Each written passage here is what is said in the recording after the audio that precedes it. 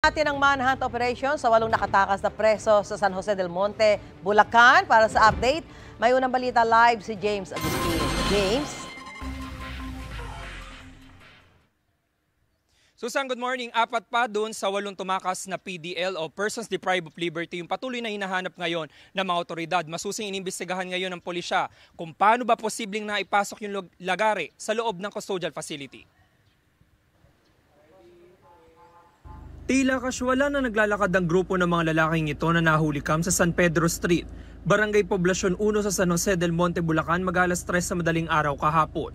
Humiwalay ang dalawa, habang tumakbo na papalayo ang 4. Matapos ang halos 4 na minuto, makikita sa CCTV na may 2 pang lalaki na tumatakbo. Ang isa nakayapa.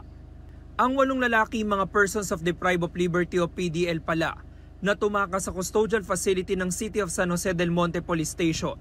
Ang unang 4 na PDL ay makikita sa CCTV na sumakay sa tricycle. 2 naman ang pumara ng bus at nagmamadaling sumakay, habang ang 2 pa naglakad sa San Ignacio Street.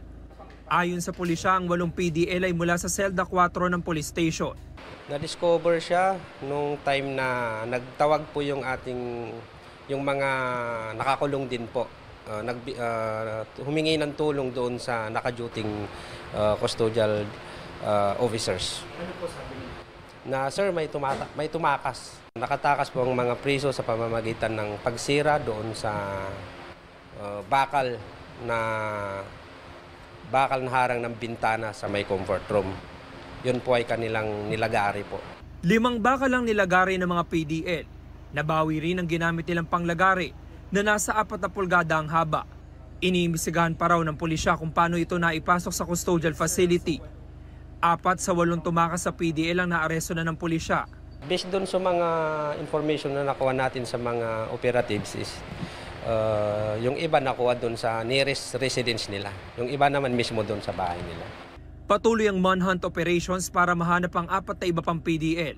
Lahat sila may kaso may kinalaman sa ilegal na droga.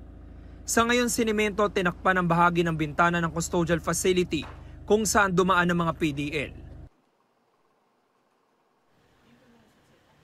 Samantala, Susan, umaapela naman yung pulisya doon sa mga kaanak nung 4 pa na PDL na pinaghahanap nila ngayon na isuko na kung nasa kustudiyan nila o di kaya naman kung may impormasyon sila kung nasaan itong mga PDL na ito ay makipag-coordinate agad sila sa pulisya. Yan ang unang balita mula rito sa Bulacan. Ako po si James Agustin para sa GMA Integrated News. James, naapektuhan ba yung dalaw dyan sa custodial facility dahil doon sa pagkakapuga na yan?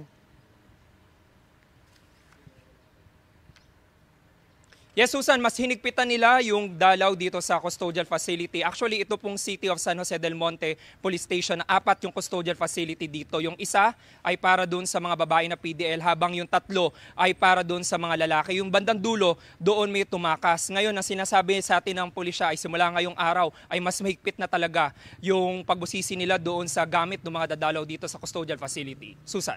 Maraming salamat, James Agustin.